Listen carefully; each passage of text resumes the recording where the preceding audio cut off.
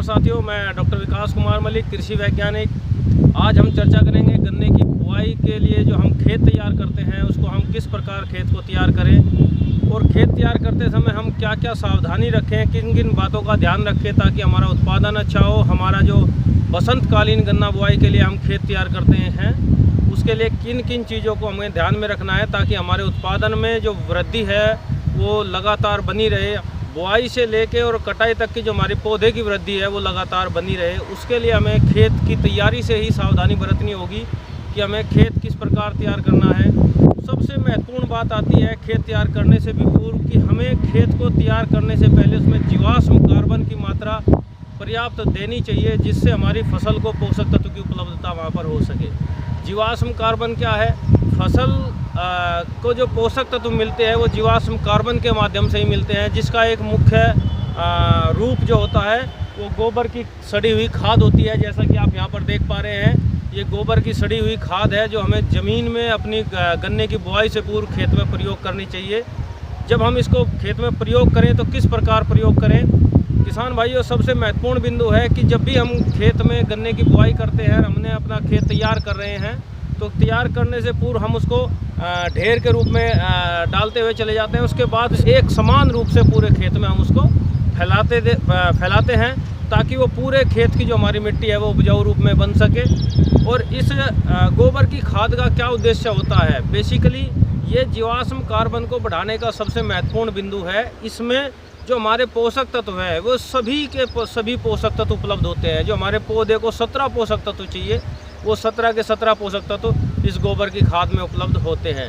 जो ये हमारी गोबर की खाद हमने प्रयोग की है, इससे भी पहले एक महत्वपूर्ण बिंदु आता है। किसान भाइयों, जब हम खेत तैयार करें उससे पहले समतलीकरण बेहद आवश्यक है।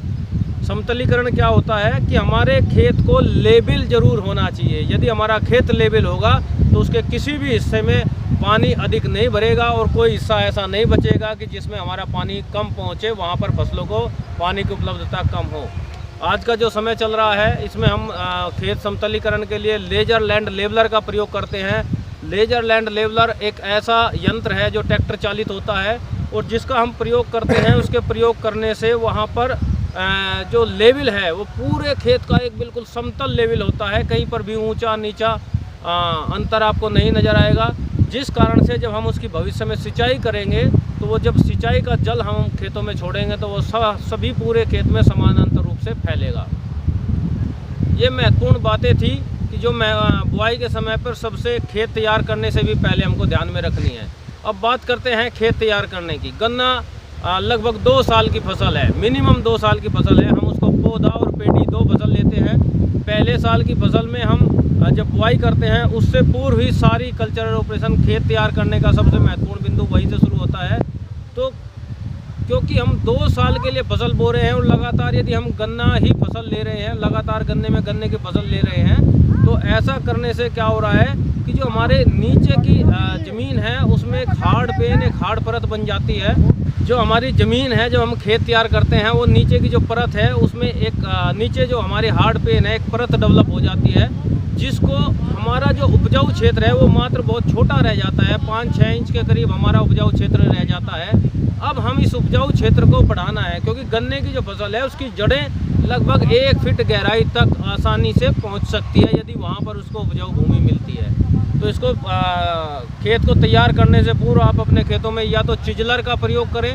चिजलर एक ऐसा यंत्र होता है जिसमें एक लंबी फ्रो होती है, एक लंबा फाल होती है, जो ज़मीन के अंदर जब ज़मीन पर हम चलाते हैं वो लगभग 1.5 से 2 फीट गहरी उसमें एक नाली बना देता है और उसको हम क्रॉस में चलाते हैं, पहले पूर्व पश्चिम फिर उत्तर दक्षिण, ताकि उसमें जो हमारी ज़मीन में नीचे हार्ड पेन बनी हुई है वह हार्ड परत टूट जाए और हमारे जब हम पानी लगाते हैं जो हानिकारक तत्व होते हैं, जो साल्ट होते हैं, वो ज़मीन में नीचे की तरफ चला जाए और हमारी ऊपरी सतह में उपजाऊपन वहाँ पर बना रहे।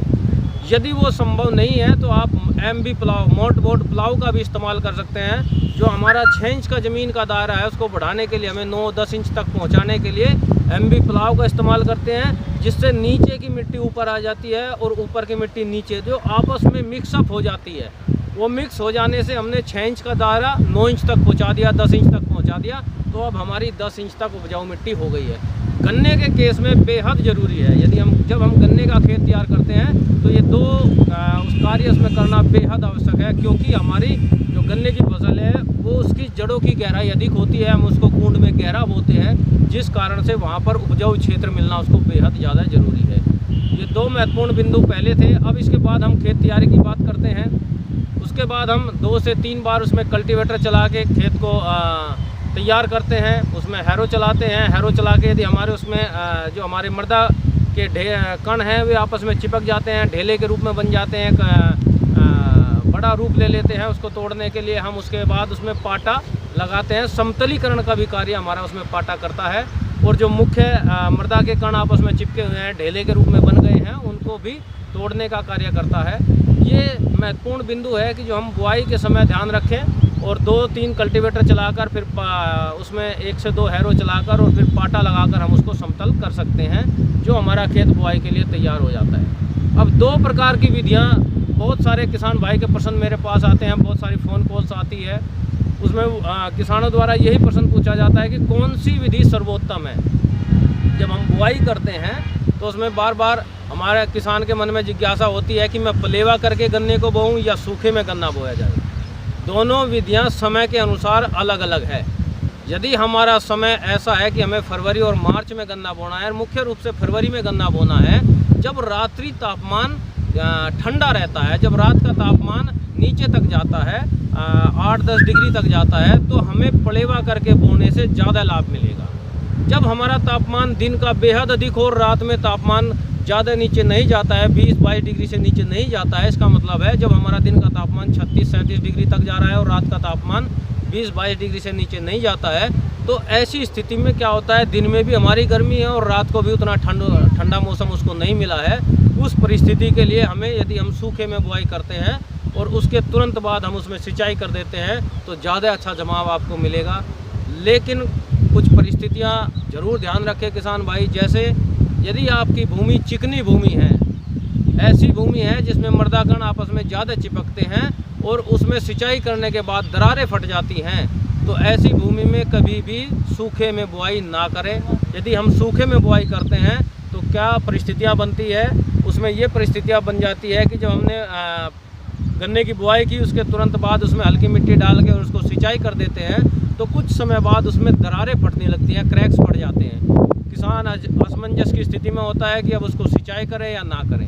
यदि सिंचाई करें तो जो गन्ने में जमाव की प्रक्रिया प्रारंभ हुई है, जो उसका फिजियोलॉजिकल सिस्टम प्रारंभ हुआ है, वो बार बार वहाँ पर पानी लगने से जो उसमें एक प्रकार की, किसान की भाषा में बात करूँ, एक प्रकार की हीट जनरेट होती है, वो बार बार हीट रुकने का कार्य प्रारंभ हो जाता है, जिस कारण से वहाँ पर उसका जमाव प्रभावित होने लगता है। इसलिए जो हैवी ज़मीन है, चिकनी भूमि होती है, उसमें कभी भी सूखे में बुआई का प्रयास ना करें, हमेशा उसमें पलेवा करके बुआई करें और उसके बाद उस पर मिट्टी का दायरा 3 से 5 सेंटीमीटर बनाए रखें, ताकि आपका जमाव अच्छा हो। जमाव के उपरांत भूमि की आवश्यकता अनुसार फिर उसमें सिंचाई करते रहें।